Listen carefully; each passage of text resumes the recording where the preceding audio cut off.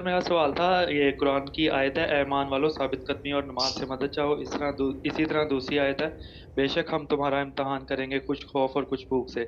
और सूरह अलम नशरा की आयत है, "हर मुश्किल के साथ आसानी है"।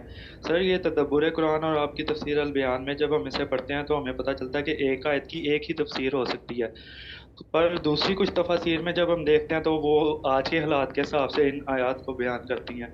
तो मेरा सवाल सर ये था कि असूल क्या है ख़ास व आम का? हम ये कैसे डिसाइड करें कि ये आयात जो हैं ख़ास उसी वक्त के लिए हैं या आज हमारे लिए भी हैं? शुक्रिया। ज़ाहिरी अल्फाज से तो ये लगता है कि ये हमारे लिए भी हैं। और आपके ये एक लेक्चर में आपने कहा था कि एक मौका होता है और एक हकीकत होती है। उसमें आपने बाप बेटे की मिसाल दी थी कि बाप अपने बेटे को सच बोलने का कहता है, तो कहा तो उसने अपने बेटे को है, पर ये हकीकत के लिहाज से अल्फाज आम है। ठीक है, तो ठीक सर है, ये शुक्रिया। कंफ्यूजन ज़रा क्लियर कर दीजिएगा, मेहरबानी होगी। जी, और वो इसी तरह जो आयत है, आप वो कहते हैं, "बेशक हम अल्लाह के हैं और आपका उसी की सवाल तरफ वाज़ेह हो लौट गया। के जाने वाले सवाल हैं"। वाज़ेह हो गया, तो शुक्रिया। कहा तो ये सहाबा ने, लोग भी कहते। जी बहुत शुक्रिया सर। शुक्रिया। जी हाँ, इसमें मेरे भाई कोई खलजान नहीं है। हर बात एक सियाक व सबाक और मौका व महल पे होती है, बस उसको समझना चाहिए।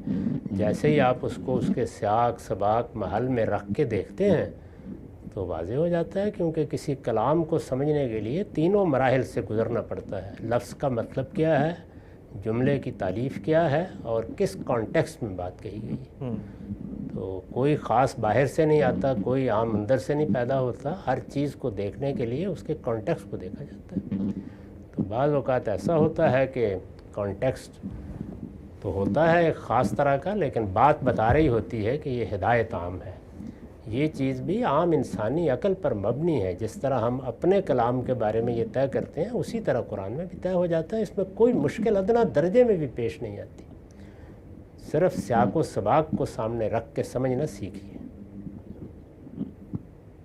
ठीक है सर।